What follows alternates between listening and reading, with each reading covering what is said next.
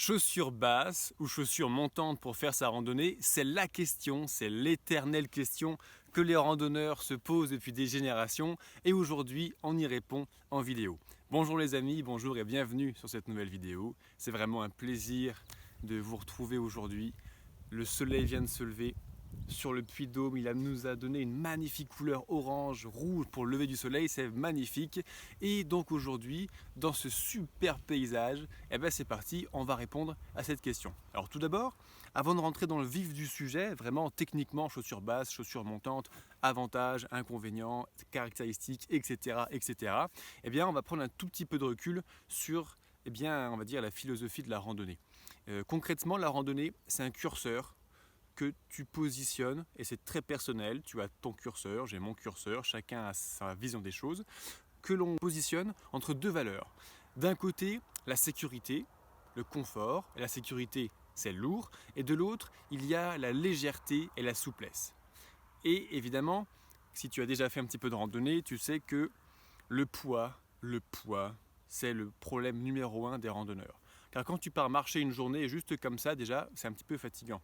Mais quand tu pars marcher avec un sac de 10, 12, 15, 20 kilos dans le dos, là, ça devient beaucoup plus fatigant. Et en plus, on prend moins de plaisir à randonner en étant lourdement chargé qu'en étant léger. Donc, concrètement, pour tout le choix de ton matériel, de ton équipement, quand tu remplis ton sac, le curseur, tu le positionnes entre la sécurité bien lourde, c'est-à-dire prendre beaucoup de choses bien lourdes pour parer à toutes les éventualités, pour avoir ton petit confort, etc. et galérer à porter lourd toute la journée, il faut le dire. Et de l'autre côté, tu as le minimum du minimum, tu pars léger, et c'est sûr que des fois, tu seras peut-être un petit peu léger en équipement. Par contre, la majorité du temps, tu seras plus léger, donc tu profiteras plus de ta randonnée. Donc, quelle que soit la pièce d'équipement, que ce soit les chaussures, les vêtements, le sac, la tente, le duvet, etc. De toute façon, en randonnée, il faut se poser la question, est-ce que je veux porter lourd pour être confortable ou est-ce que je veux être léger pour bien prendre mon pied? C'est très personnel, moi je suis plutôt du côté légèreté et on va voir quand même aujourd'hui les deux points de vue. Concrètement, on rentre dans le vif du sujet maintenant, basse ou montante. Et on verra après pourquoi est-ce que j'ai parlé de ça en introduction. Concrètement, la grande différence, ça va être quoi? Ça va être mécanique au niveau du maintien de la cheville. Quand je porte, alors ça attention, c'est pas une chaussure de randonnée. D'ailleurs, petite précision, je parle de chaussures basses ou montantes. En vérité, il y a 3 types de taille de chaussures. La chaussure basse qui va être taillée comme ça. La chaussure mid qui est taillée comme celle-ci, donc qui monte quand même un peu sur la cheville. Et la chaussure haute ou la chaussure montante, elle, c'est carrément le gros cliché, c'est les rangers de militaire, on a vraiment quelque chose qui monte presque à mi-mollet. Mais en fait, par abus de langage, on appelle ce genre de chaussures là les chaussures mid pour middle. Middle, c'est milieu, c'est moyen, on va dire. C'est un anglicisme pour définir une paire de chaussures qui est entre ça et les rangers. Et typiquement aujourd'hui, c'est la chaussure, la taille de chaussure, la coupe de chaussure la plus utilisée sur le marché. Donc je vais faire un abus de langage comme tout le monde. Dans cette vidéo, quand je vais parler de chaussures hautes, chaussures montantes, on va parler en fait de chaussures mid. Ça marche encore mieux pour de la chaussure haute, mais on en reparle à la fin de cette vidéo. Reste bien jusqu'à la fin. La chaussure haute, c'est bien, mais juste sur un type de terrain, sinon ça devient très vite un enfer. Alors, basse ou mid, basse ou montante, la différence, c'est mécanique, c'est au niveau du maintien du pied. Concrètement, quand je marche, mon pied est à l'intérieur de ma chaussure et ma cheville va être juste là. En fait, sur un chemin de randonnée, c'est pas une grande autoroute, tu auras toujours des cailloux, des racines, des ornières, des trous, des dévers, etc. Dès que l'on va poser le pied en fait de travers ou dans un trou, ça va partir sur le côté. Si j'ai une chaussure basse, en fait, c'est ma cheville qui est là. Imagine que mon bras c'est ma jambe et en fait mon poignet c'est ma cheville. Quand la chaussure part de côté, problème au niveau de la cheville, tu vois. Donc soit tu as la cheville avec des muscles, des ligaments, des tendons très résistants et ça passe, soit ça casse. Et si ça casse, petit problème, on part tout de suite assez vite sur de la foulure, en tous les cas avec une douleur vive, voire une inflammation, voire de l'entorse avec fracture.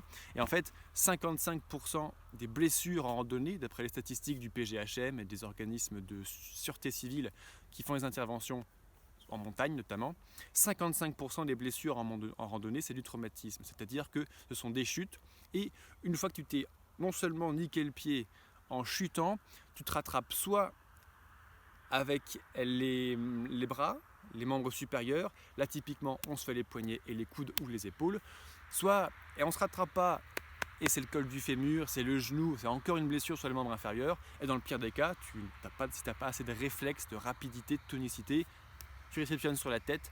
Et sur des cailloux, c'est toujours un gros problème. Et c'est même les accidents les plus dangereux, en fait, typiquement, en randonnée. Alors, la chaussure basse, elle ne te tient pas ta cheville. Par contre, la chaussure haute, comme tu le vois, la cheville est bien ancrée à l'intérieur. Elle est bien ici. C'est-à-dire que tout le travail de résistance, c'est pas ta chaussure, c'est pas ton pied à toi qui va le faire, c'est pas ta cheville, c'est pas ta malléole, c'est pas tes tendons, tes muscles, tes ligaments qui vont encaisser la torsion. Et tu mets le pied de travers, c'est ça. C'est la tige haute et rigide en fait de ta chaussure. Grosse différence mécanique. Ce qui fait que qu'est-ce que je te conseillerais? Montante, basse, en gros, typiquement, dans la liste que je vais te donner, je vais te conseiller de partir sur la montante. La montante, c'est la sécurité. Si tu débutes en randonnée, je te conseille de commencer dans tous les cas avec de la montante. Plus tu es débutant, moins tu fais de sport, on va dire, qui habitue ton pied à l'effort, c'est-à-dire de la marche, de la course à pied, du trail surtout, qui remuscle un petit peu tout le pied, retravaille la proprioception, les ligaments, les muscles, etc. Donc, plus tu es débutant, moins ton pied est habitué, moins tu as le pied montagnard, on dit ça en randonnée, notamment parce qu'en montagne, vu que ça monte et ça descend tout le temps, ton pied est toujours de traviole, toujours sur un terrain technique, ça renforce bien. Mais il faut pratiquer régulièrement la course à pied ou la marche dans la montagne. Plus ta randonnée va être longue, c'est plus long que d'habitude pour toi. Plus ta randonnée va être en montagne avec des dénivelés, plus il va falloir bien protéger ta cheville, plus ta randonnée va être dans un terrain technique avec des cailloux, des ornières, plus il va falloir également se protéger avec de la montante, plus tu as des petites difficultés de concentration, plus je te conseille de bien te protéger avec ta cheville, parce que ce qui est bien quand on est dans la nature, c'est que c'est beau, putain, waouh, la montagne c'est beau, lever de soleil c'est beau, tu lèves le nez et bam, c'est là qu'on se ramasse, parce qu'on ne regarde pas où on met les pieds, et c'est là qu'on se blesse. Au début, quand j'ai commencé la randonnée en montagne, j'étais tellement émerveillé par tout ce que je voyais, que je me suis beaucoup blessé les chevilles et heureusement j'avais ces petites renégades de chez Lewa, on en reparle après de ce modèle vraiment trop bien qui m'a sauvé véritablement plusieurs fois les chevilles. C'était sur la traversée des Pyrénées à l'époque sur le GR10. Et plus ton sac va être lourd également, plus il faut se protéger donc la cheville et plus tu as une situation de surpoids, plus il faut également bien se protéger la cheville. Parce qu'il faut savoir que à chaque fois que tu mets le pied par terre, tout le poids de ton corps, en fait, plus le poids de ton sac, plus éventuellement les petits kilos en trop, le choc articulaire se répercute dans la cheville, dans le genou, dans les hanches, dans toute la colonne vertébrale, dans les cervicales.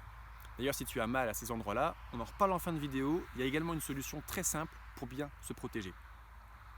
Et où est-ce que j'en étais? J'en étais à ce que... voilà, le poids en fait, donc le poids du sac et le gras, qui sont des kilos en trop, ou les muscles des bodybuilders, qui sont aussi des kilos en trop en fait sur les chemins de randonnée, ils n'ont aucune utilité. Eh bien le poids, ça aggrave le problème. Déjà, le poids mort, tu le portes toute la journée, ça te fatigue. Ok, mais en plus, quand tu commences à passer dans des passages techniques, avec des gros trous à gauche, grosses descentes à droite, etc.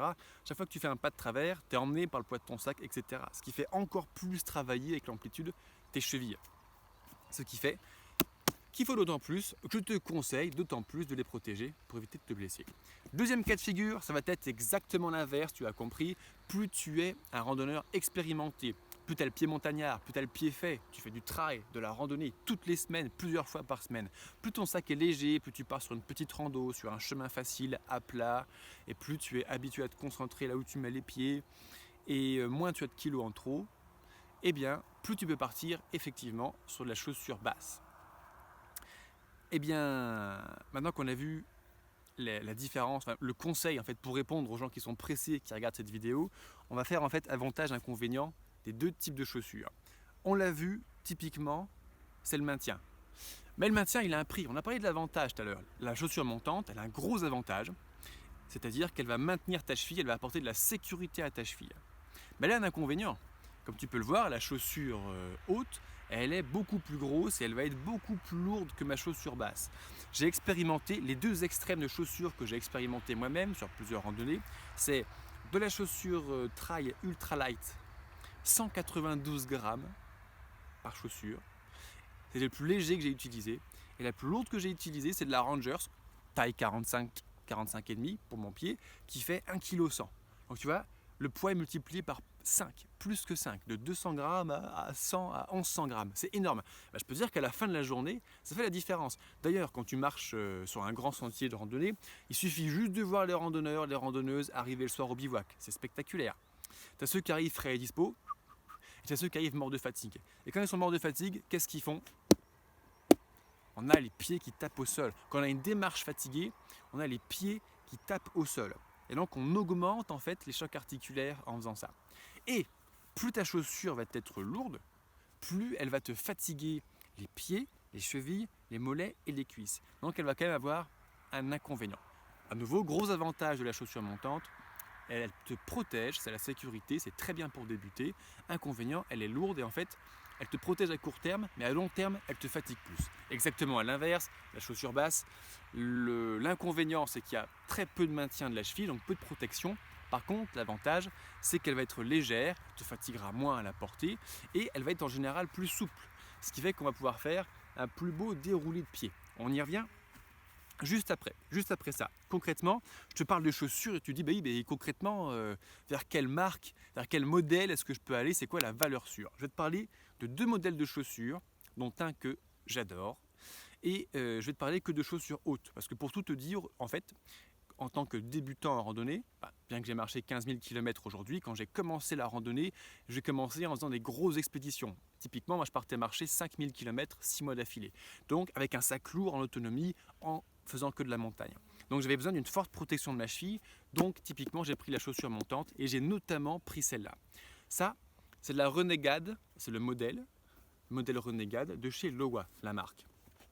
Franchement, c'est la Rolls-Royce de la chaussure de randonnée, c'est un truc de ouf. Le slogan de Renegade, de Lowa, pardon, c'est « Essayez et vous repartez avec ». Je ne l'ai pas cru, le vendeur au magasin m'a dit ça, j'ai essayé, je suis reparti avec. C'est la première fois de ma vie que je rentre mon pied dans une chaussure de randonnée et que je me sens comme dans les pantoufles. C'est un truc de ouf. Elle a un confort, cette chaussure, extraordinaire. Alors attention, Lowa, taille un petit peu large. Si tu as les pieds larges, ça va être une révolution dans ta vie de porter ce genre de modèle. Moi j'ai le pied large et je m'entends parfaitement bien avec la coupe de la Renegade, elle est extraordinaire. En plus d'avoir un confort de ouf, elle est bonne sur tous les tableaux en fait, c'est de la Rolls-Royce. On est sur une semelle Vibram de haute qualité, donc excellente accroche, excellente amorti pour protéger les articulations avec les chocs de la journée. À l'intérieur, on a un bon confort, une belle coupe. J'ai jamais eu d'ampoule avec ce genre de matos. La semelle interne encaisse bien. On est sur un Gore-Tex cuir, donc il peut te pleuvoir dessus toute la journée. Ça reste particulièrement bien sec. Donc une chaussure vraiment d'une grande qualité. Je vais te parler d'un autre modèle et en fait, sache que tu peux retrouver ces 2 modèles, la Renegade de chez Lowa et celle qui vient juste après, chez mon partenaire. Tu trouveras un lien dans la description de cette publication, juste en bas, en fait, pour aller la retrouver, éventuellement la commander. La deuxième chaussure, pour ceux qui connaissent bien sûr, vous allez reconnaître évidemment, je vais te parler de Salomon. Là on est sur la Ultra 3 X GTX Mid de chez Salomon. Renegade, Lowa, Salomon, pour moi c'est les 2 meilleures marques de chaussures de rando. Salomon elle a une caractéristique assez particulière, on adore ou on déteste. Et en fait la coupe, la façon dont est taillée, dont est coupée la chaussure, elle est très particulière. Ceux qui aiment Salomon ne chaussent plus que du Salomon. Et par contre, moi qui ai le pied très large et fort et puissant et plat et en canard, etc., je ne m'y retrouve pas. Donc j'ai beaucoup de mal à chausser du Salomon. Ce qui fait que j'ai acheté qu'une seule paire, pas 2. Je ne reprendrai pas. Par contre, la majorité d'entre vous qui avez des pieds normaux entre guillemets selon les statistiques morphologiques prises par les concepteurs de chaussures pour prévoir la coupe de leur godasse, je pense qu'elle vous plaira très fortement. Donc la Renegade de chez Lowa, la Ultra 3 X GTX de chez Salomon, à mon avis c'est les 2 Rolls-Royce de la chaussure montante pour la randonnée, des chaussures que je recommande les yeux fermés. Ceux qui me connaissent, qui me suivent depuis 3 ans savent que je ne recommande quasiment jamais de produits, je ne recommande que des produits auxquels je suis convaincu à 100% et que j'utilise moi-même. À défaut, j'en parle et j'explique pourquoi je n'utilise pas moi-même. Donc ça, si tu veux t'équiper à neuf en chaussures montantes, tu peux y aller les yeux fermés sur ces 2 modèles. Maintenant, on va continuer, mais on va dire que la fin de cette vidéo, elle va s'adresser à des randonneurs un petit peu plus expérimentés. Parce que pour l'instant, j'ai dit, la montante, c'est génial, notamment pour les débutants, pour faire des grosses randonnées en montagne, quand c'est dur, etc. Oui, mais il y a un grand paradoxe dans la vie. Un grand paradoxe dans la vie. Et il vient de nous, hein, c'est nous la base du problème. Il y a 12 000 ans, mes ancêtres, tes ancêtres, ils couraient dans la pampa, là, pieds nus, pour chasser les mammouths. Donc il y a 12 000 ans, et depuis 6 millions d'années, ou 600 000 ans, on va dire, depuis que l'espèce Homo sapiens est assimilée, est là. C'était peut-être pas le sapiens sapiens il y a 600 000 ans, mais c'est pas grave, tu m'as compris. Depuis que l'être humain existe, en fait, on a un corps un petit peu d'animaux, donc on vit comme des animaux, et nos ancêtres, ils vivaient pieds nus, ils marchaient pieds nus, ils couraient pieds nus. Et il n'y a pas de problème de pied. Le pied est fait pour ça. Nous sommes des champions du monde. La sélection génétique de nos ancêtres à travers les millénaires, les centaines de milliers d'années, n'a retenu que les meilleurs chasseurs de mammouths, donc les meilleurs d'entre nos ancêtres qui pouvaient courir pieds nus. Donc, nos pieds, ils sont très bien. Nos malléoles, elles sont très bien. Nos ligaments, nos muscles, notre proprioception, notre équilibre, notre souplesse, elle est très bien. On est des machines à tuer, des machines à courir pieds nus et à marcher pieds nus. Mais aujourd'hui, au début du 3e millénaire, à l'heure où tourne cette vidéo, 80% d'entre nous, on est sédentaires. Les nomades, ils marchent 10, 15, 20, 30 km par jour. Les sédentaires, ils habitent au même endroit tout le temps. Donc on marche moins, on utilise moins nos godasses. 80% d'entre nous, on est citadins. On vit dans des villes. Les villes, c'est une grosse plaque de bitume, surtout plate, sans un trou, sans une ornière. Donc les pieds ne font plus aucun effort là-dessus. Et on est tertiarisé. La majorité d'entre nous, on a un travail tertiaire, intellectuel. On est assis à un bureau. On n'utilise presque plus nos pieds. Aujourd'hui, l'occidental moyen, il marche 1 km 300, 1 km 400 par jour. C'est rien du tout. C'est une catastrophe. On n'utilise plus nos corps et surtout, on n'utilise plus nos pieds. C'est pour ça que quand on veut changer d'air, parce que au fond de nous, on en a marre d'être des sédentaires, citadins tertiarisés. Si tu regardes cette vidéo, c'est que toi aussi, au moins pour tes vacances ou les week-ends, tu as envie de t'évader ici. Ah, t'as envie de sentir l'air. Putain, si tu savais comme ça sent bon. On est dans une pâture avec des moutons pas loin, le soleil vient de se lever, il fait encore frais, c'est un régal. Et je sais que toi aussi, t'as envie de vivre ça. Mais, quand tu sors de ton bureau, avec tes pieds tout fragiles, tout faibles, et que tu arrives dans la montagne, c'est le clash. Et pour éviter le clash, la solution, c'est de se protéger. Donc à court terme, à nouveau, je répète mon conseil, qu'il n'y ait pas de quiproquo entre toi et moi. À court terme, la chaussure montante, c'est très bien pour débuter et bien se protéger la cheville. D'ailleurs, si tu as eu des blessures également sur ta cheville ou tes pieds, elle te protégera plus. À partir d'un certain âge également, pour nos amis seniors, c'est plus prudent de se protéger avec des chaussures montantes. Les ados qui sont en phase de croissance, qui ont souvent les articulations hyper laxes, c'est aussi bien de chausser de la montante. Bref, quand on sort de notre bureau en gros pour aller se défouler dans la montagne, on arrive avec nos petits pieds de sédentaires, citadins tertiarisés, tout affaiblis. On arrive dans des chemins en dévers avec de la caillasse partout, à porter un sac lourd. Et là, c'est le clash, on se blesse les pieds typiquement. Les pieds, c'est ce qu'on se blesse le plus en rando. Donc à court terme, à nouveau, c'est très bien la chaussure montante, mais, et c'est là que ça s'adresse cette vidéo, à des randonneurs un tout petit peu plus expérimentés, ou du moins prends un petit peu de recul si tu es encore débutant sur ce que je vais dire maintenant. À court terme, c'est très bien, à long terme, c'est beaucoup moins bien. On a vu, nos pieds, ils sont extraordinaires. On pourrait marcher là dans la montagne pieds nus, on pourrait courir pieds nus, si on a le pied habitué, si on faisait ça depuis qu'on est gamin. Or, on ne le fait pas. Donc la chaussure, en fait, c'est une prothèse. Tout ce qu'on n'arrive plus à faire avec nos corps, ce sont des prothèses. Les lunettes, c'est des prothèses, les dentiers, c'est des prothèses, les sonotones, c'est des prothèses, les chaussures montantes, c'est des prothèses, etc., etc. Cette prothèse, elle va nous protéger parce que le maintien de la cheville va être vraiment efficace mécaniquement à l'intérieur. Par contre, elle va nous affaiblir. Moins je fais travailler mon pied, moins je le renforce. Donc à force de protéger mon pied, à terme, à long terme, je vais l'affaiblir. Je répète une dernière fois, à court terme, la chaussure montante, c'est très bien, ça te protège. À long terme, ça affaiblit ton pied parce que si on fait faire le job de nos pieds par une prothèse, nos pieds, ils sont comme nous, ce sont des gros feignants, ils vont en faire le moins possible. Et donc, plus tu vas randonner, je suis pieds nus là, ça me chatouille un petit peu avec les petites bêtes. Plus tu vas randonner avec des chaussures montantes et pas avec de la base qui laisse faire ton pied faire du travail, eh bien, plus tu vas assister ton pied, il va rester feignant dans le temps. Donc, moi, je vois une certaine progressivité en fait.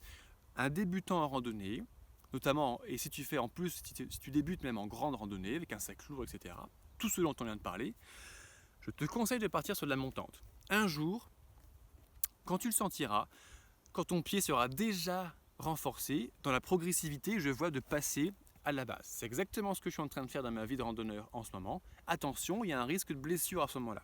Quand tu passes de la montante à la basse, ton pied habitué à rien foutre, c'est un risque de blessure. Tu es habitué à être bien protégé, tu prends la confiance, tu te dis c'est bon, je suis un bon randonneur. Non, quand tu repasses sur de la basse, attention, il faut vraiment être vigilant. Tu vas diminuer le nombre de kilomètres par jour, il va falloir bien faire attention où tu mets les pieds. Au début, tu auras des sensations dans tes pieds, c'est normal. Tu vas faire plus travailler les muscles, ligaments, tendons. Il faudra y aller progressivement. Le sport, de toute façon, c'est toujours ça, pour revenir vers de la base. Après, pourquoi pas partir même en sandales, en barefoot, en pieds nus, tu fais ce que tu veux. J'ai croisé une randonneuse qui traversait la Scandinavie l'été, pieds nus. C'était impressionnant. Elle traversait les tourbières, mais aussi les névés, les rivières gelées, pieds nus, et ça passait très bien. Mais elle n'a pas fait du jour au lendemain. Elle a fait une certaine progressivité. Elle aussi, quand elle est sortie de son bureau, au début, elle a très certainement dû prendre de la montante, puis de la basse, et après, elle est partie pieds nus. Je t'ai parlé tout à l'heure, je t'ai un petit peu teasé sur ce dont on va parler à la fin de cette vidéo. Bien choisir ses chaussures et prendre des bonnes chaussures, comme les Salomon là, ou les Loa, c'est très très bien. Mais ce n'est pas tout. Le matériel, c'est pas tout. On est occidental, on se dit, je pars faire une randonnée, qu'est-ce que je dois acheter pour ne pas me blesser? C'est très bien, plus tu vas acheter du bon matos, plus tu vas minimiser les risques. Mais ce n'est pas tout. Pour bien te protéger, pour bien éviter les blessures au maximum, le matériel c'est un point essentiel, et surtout les chaussures qui sont l'outil numéro 1 de nous, randonneurs. Mais également la préparation de son corps, c'est très important. Quand tu passes de ton bureau à rien foutre à la montagne en portant un sac lourd, à marcher toute la journée, il y a un facteur de risque énorme parce qu'on n'est pas habitué. Une bonne préparation physique avant de partir, pour préparer ton corps, c'est excellent et ça réduit les risques significativement, en plus d'augmenter tes performances. Concrètement, 3 mois avant de partir, c'est parfait. On va travailler à renforcer en fait la capsule musculaire autour de l'articulation.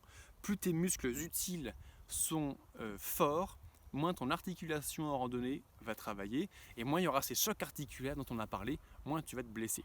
Et à nouveau, si tu as déjà des petites douleurs dans les pieds, chevilles, genoux, hanches, colonne vertébrale, même cervicale, ça vient certainement de cela, et donc en plus d'avoir une bonne chaussure de qualité avec un bon amorti, prépare ton corps pour que tes muscles fassent le travail au lieu de tes articulations, ça va les soulager. Un troisième point important également, c'est organiser sa journée de trek.